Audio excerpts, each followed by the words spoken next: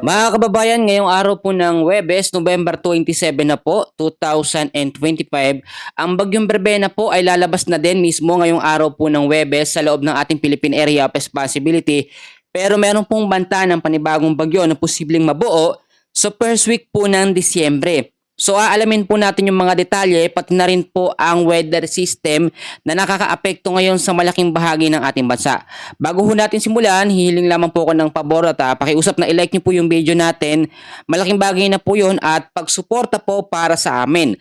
By the way, ako nga po pala si Kuya Francis, ang inyong pong weather forecaster ngayong araw po ng Huwebes. Unahin ko na munang ipakita sa inyo yung tinatawag po natin na tropical cyclone threat potential.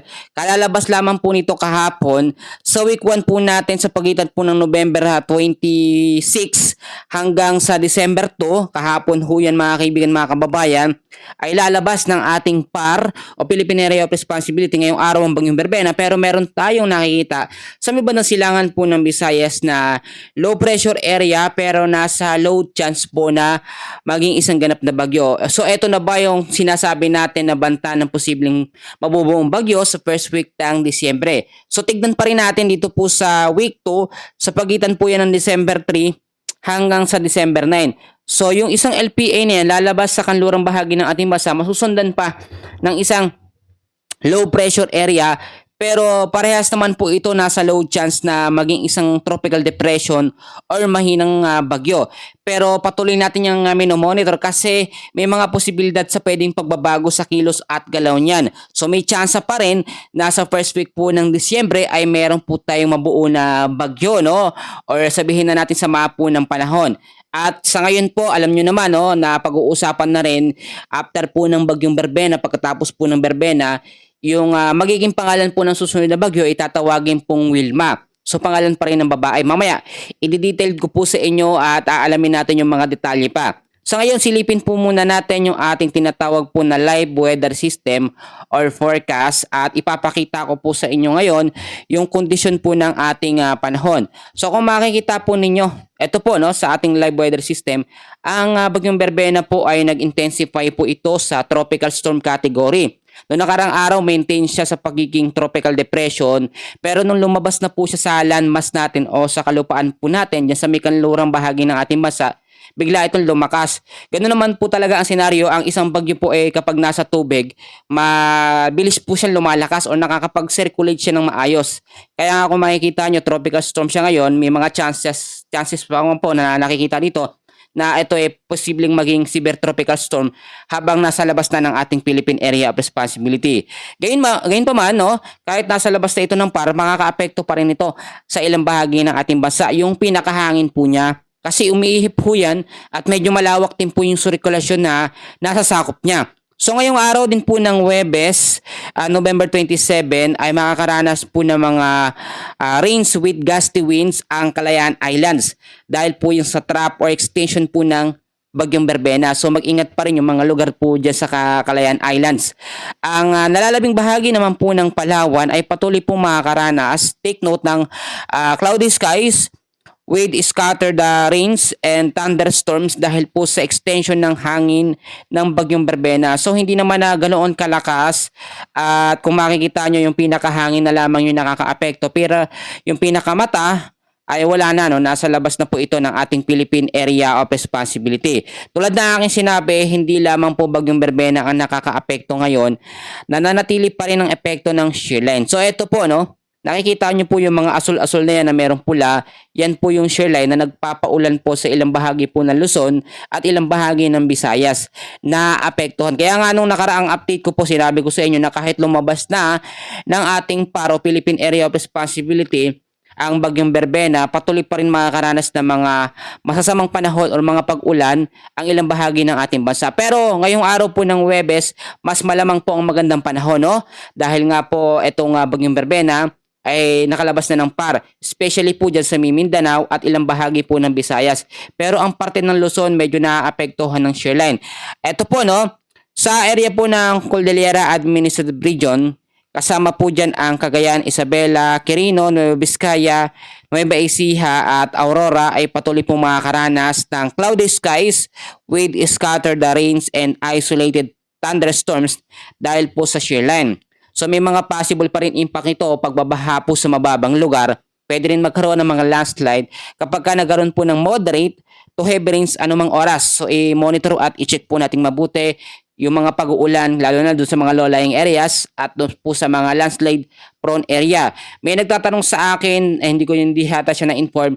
Ang shear line po, no, ito para malinaw, ito po yung salpukan ng malamig na hangin at mainit. So yung malamig, alam naman natin na ito yung amihan nandyan po sa Mihilaga po ng Luzon, northeast monsoon po. At itong easterlies o yung maalinsangan or mainit na hangin na nanggagaling po sa karagatang Pasipiko. So kung mapapansin nyo po yung mga hangin na yan na umiihip na yan, yan ay sumasalubong sa amihan, yung malamig. Ang nagiging impact naman ng salubungan nila, nabubuo po dyan ang shear line. So clear po sa atin yon. So ito po sa Ilocos region po at nalalabing bahagi po ng Batanes, patuloy din po makakaranas ng cloudy skies with light rains dahil po sa northeast monsoon. Ang amihan po sa ngayon ang ating pangunahing weather system na nakakaapekto po sa malaking bahagi ng Luzon, no? Especially dyan po sa may bandang extreme northern Luzon. So kung makikita nyo, hindi naman yan nagbibigay ng mga malalakas na mga pag-ulan, light rains lang. Pero mag-ingat pa rin tayo. May mga posibilidad pa rin na magkaroon ng mga pagbabaha kung sakaling magkaroon ng mga malalakas po na mga pag-ulan. So ito po, sa area naman po ng Quezon at Camarines Norte, asahan pa natin dyan ang cloudy skies with scattered rains and thunderstorms dahil po yan sa easterlies. Ito po yung easterlies. Kung makikita nyo po. Yan yung hangin ng easterlies na siyang umiihip po dito sa may bandang bahagi po ng silangan po ng Luzon at ilang bahagi ng Visayas na apektuhan yung sirkulasyon ng hangin. Yan yung sumasalubong po sa amihan. So may mga posibilidad pa rin po ng mga pagbabaha sa mababang lugar lagi kung pinapaulit-ulit po sa atin yan at landslide po sa mga landslide prone area kapag ka nagkaroon tayo ng moderate to heavy rains anumang oras. So ito po, ang bahagi naman po ng Metro Manila at the rest po ng Luzon, Visayas at Mindanao, may mga chance pa rin po ng mga localized thunderstorms lalo na po sa hapon at sa gabi. Nangyayari po ang mga localized thunderstorms kapag kasobra pong maalinsangan or mainit po sa umaga, sa tanghali at sa hapon naman yung mga pagbuhos po ng mga pag-uulan. So yung iba nagtatanong bakit daw kung kailan nakalabas na o papalabas na ang bagyong Berbena sa loob ng ating bansa, saka naman daw po nakakaranas or nagkakaroon ulit ng mga pag-uulan. Inuulit ko po na hindi lamang kasi bagyong Berbena ang nagpapaulan o ang weather system na nakakaapekto sa malaking bahagi ng ating bansa, bagkus meron tayong amihan, meron tayong shear line, meron tayong easterlies at meron tayong mga localized thunderstorms. Ang localized thunderstorms, madalas yan yung mga pag-uulan niya umaabot po ng 30 minutes o yung pinakamahaba na hanggang 1 oras.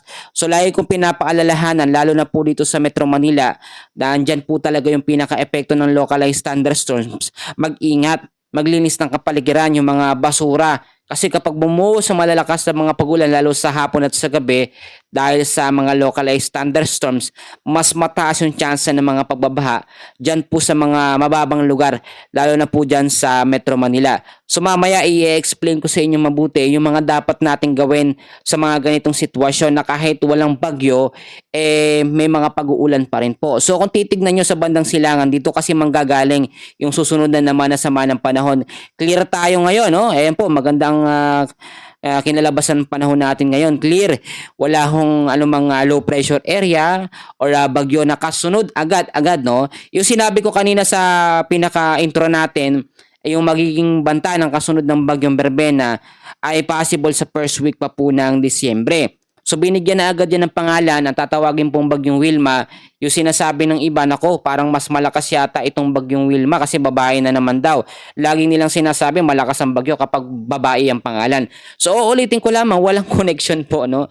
Walang connection ang lakas ng bagyo kung ano yung pangalan niya. So kamusta po pala yung mga senior natin dyan? Sit back and relax lang po kayo dyan. Mag-comment lang po kayo. Pinabasa ko po yan kapag kaya kong ng oras nag-reply po ako, nag-comment po ako. Ito mahaba pa po ng kaunti yung update natin sa lagay ng panahon. Pagpasensyahan nyo na ho, no? At gusto ko lamang talagang mai-update kayo. So yung sinasabi na bagyong Wilma, ito po hindi naman nakikitaan ng magiging malakas. Kasi kung magiging malakas yan, doon po sa pinakita ko kanina sa advanced weather system natin o forecast, sa tropical cyclone threat potential, makikita na kagad siya nalalabas bilang red warning, no, alert o nakapula na agad. Pero dahil nasa low chance po yung category niya para maging bagyo, maliit yung chance nito na maging malakas or maging typhoon or super typhoon category. Kaya naman hanggang sa matapos po ang Disyembre ay mataas ang chance na wala tayong mga typhoon or super typhoon po na i-monitor. Kung meron man po mga mabubuong bagyo, yan po di kalakasan or mahihina. Napansin nyo, ang bagyong Berbena, yung pinakamalakas lamang niya na kategorya sa loob ng ating bansa bago siya lumabas ay tropical storm. Pag tropical storm, nasa level 2 na category yan. Level 1 po yung tropical depression, level 2 ang tropical storm, hindi ganun kalakas. Pero nakita nyo, sa ilang bahagi po ng Visayas at Luzon, yung mga pagbabaha, ang epekto naman kasi kapag hindi masyadong malakas ang bagyo, wala namang hangin masyado. Ayun yung tinatawag natin na life-threatening na ikot o lakas ng hangin na kaya talaga magpabol ng mga puno. Kapag mahihinang bagyo, mas malakas o mas madami yung mga ulan na ibinubuhos po niyan sa mga lugar po na kanyang tinatamaan o dinadaanan. Ang bagyong Berbena, nakita nyo ilang beses po yan naglandfall sa bahagi po ng Eastern Visayas.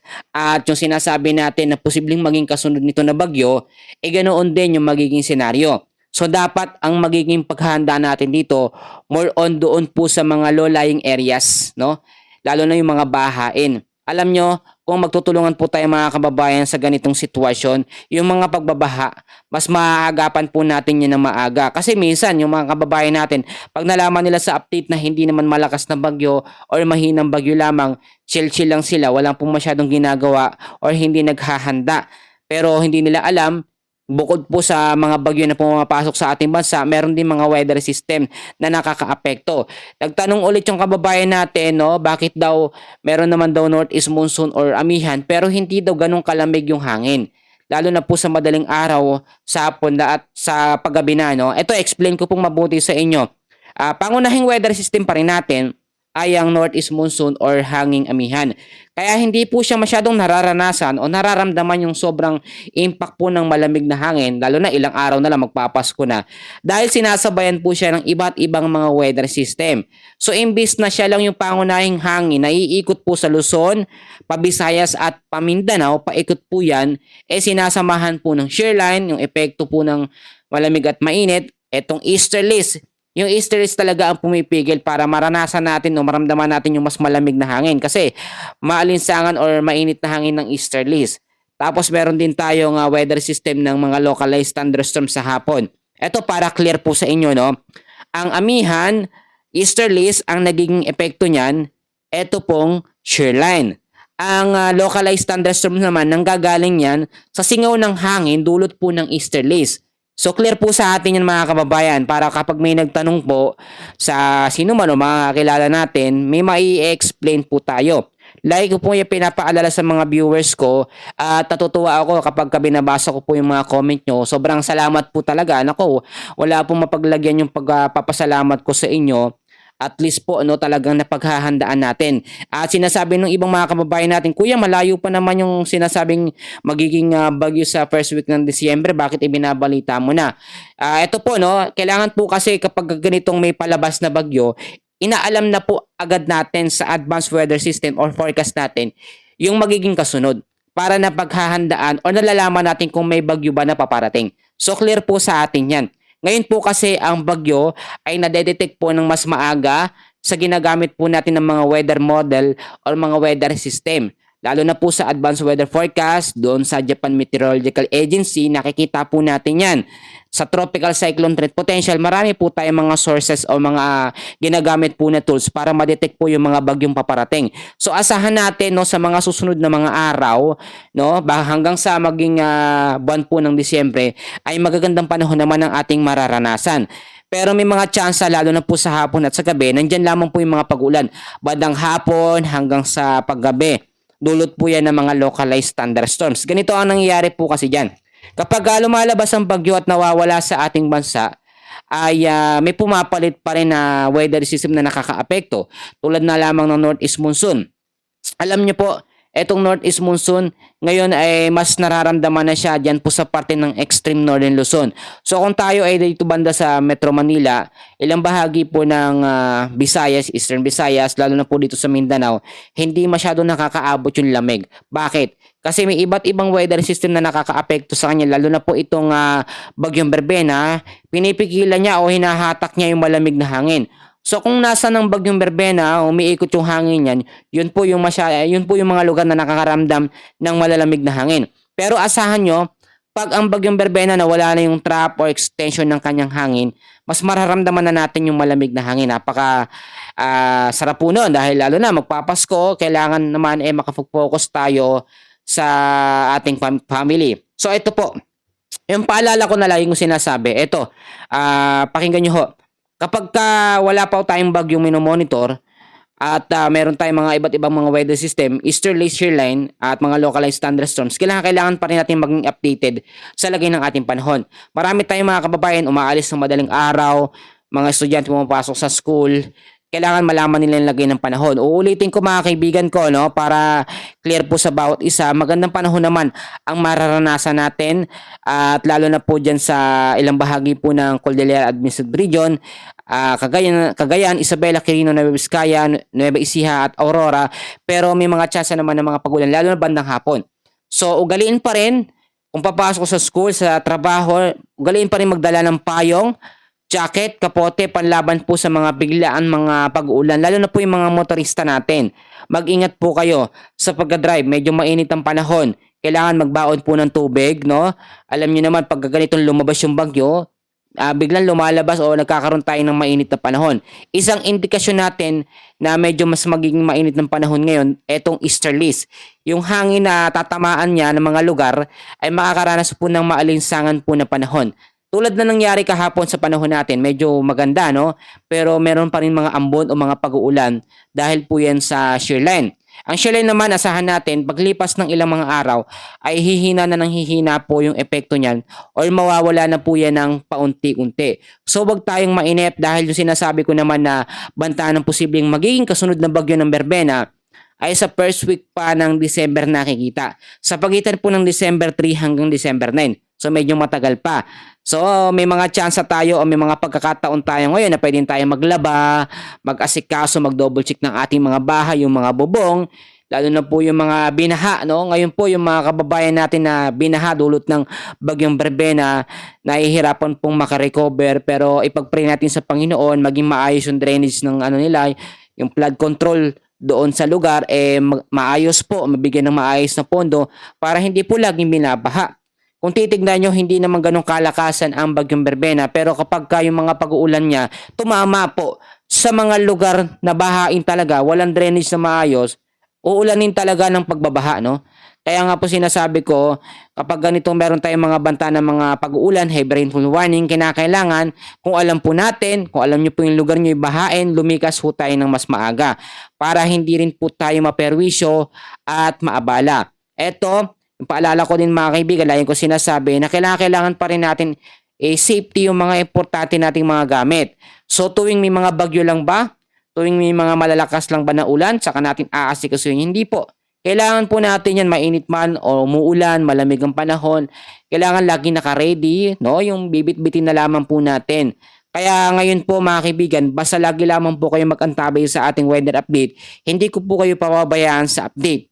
Kahit po walang bagyo, anumang weather system yan, bibigyan ko kayo ng update para din na paghahandaan at lagi and always ko po kayong nare-remind. Alam nyo po, kahit yung mga update ko minsan paulit-ulit na, pero the more na napapakinggan nyo po ito, tumatatak po sa inyong isipan, sa puso, naaalala nyo po lagi, ay si Kuya Francis, lagi akong pinapaalalahanan na mag-ingat, magdala ng payong at kapote kapag aalis. Lalo na po yung mga senior natin, yung mga OFWs, kamusta po kayo dyan? Nagsasabi talaga sila na ako, Kuya, taga rito ako. Salamat po kahit po nandiyan kayo sa ibang bansa, concerned pa rin kayo sa lagay ng panahon natin dito po sa Pilipinas, no? Siyempre para sa mga pamilya nila, masabihan po nila ng update. At sobrang nakakatuwa din po yung mga kababayan natin na talagang naaalala, no? Bubukas sila ng phone, hahanapin nila yung logo na star. Si Kuya Francis na po yun, nag-a-update, no? Kaya po lagi akong masaya pa nag-a-update po, excited eh. So ulitin ko, no? kalabas na ng ating Philippine Area of Responsibility ang bagyong Berbena ngayong araw po ng Huwebes at may mga weather system pa rin na nakakaapekto. Shear line, take note nyo po, northeast monsoon at meron po tayong easterlies kasama rin ang localized thunderstorms. Yung sinasabi kong banta ng magiging sunod na bagyo, may pangalan na nga po actually, bagyong Wilma. Sa ibang update meron na. Sa first week pa yun ng Desembre, matagal pa yon. So kung mabuo man yun, hindi naman yun magiging malakas. So typhoon and super typhoon free tayo ngayon. So ngayon mga kaibigan, iti-take ko ulit yung opportunity para kapag share po ng Bible verse. Okay lang po ba? Pwede nyo pong skip dito, pwede nyo pong ituloy, no? But narito na po, iti-take ko yung pagkakataon na ito at narito na po ang ating Bible verse of the day. Sa unang Korinto, chapter 10, verse 13, mga kapatid, mga kababayan, narito po ang sinasabi.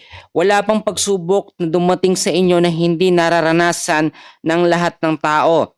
Tapat ang Diyos at hindi niya ipapahintulot na kayo'y subukin ng higit sa inyong makakaya. Sa halip, pagdating ng pagsubok, bibigyan niya kayo ng lakas upang mapagtagumpayan iyon.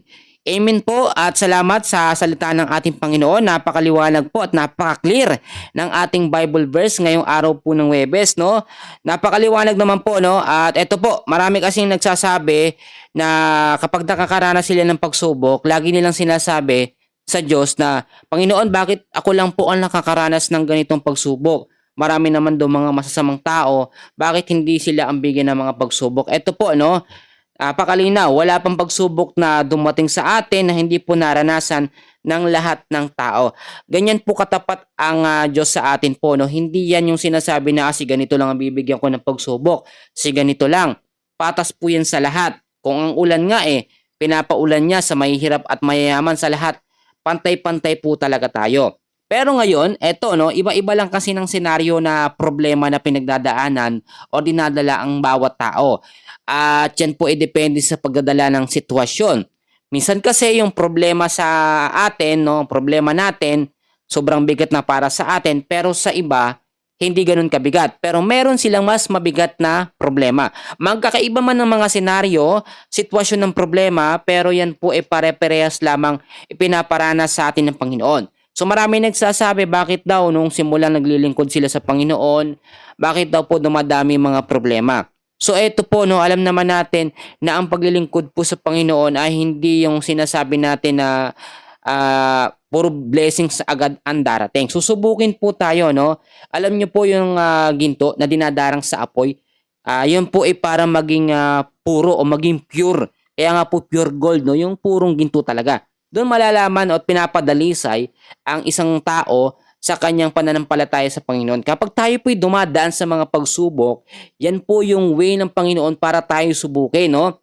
Kung tayo ba'y susuko, kung tayo ba ay lalapit sa Kanya o sa ibang tao, siyempre, dapat ang gawin natin sa kabila ng mga pagsubok, sa Panginoon po tayo lumapit, no?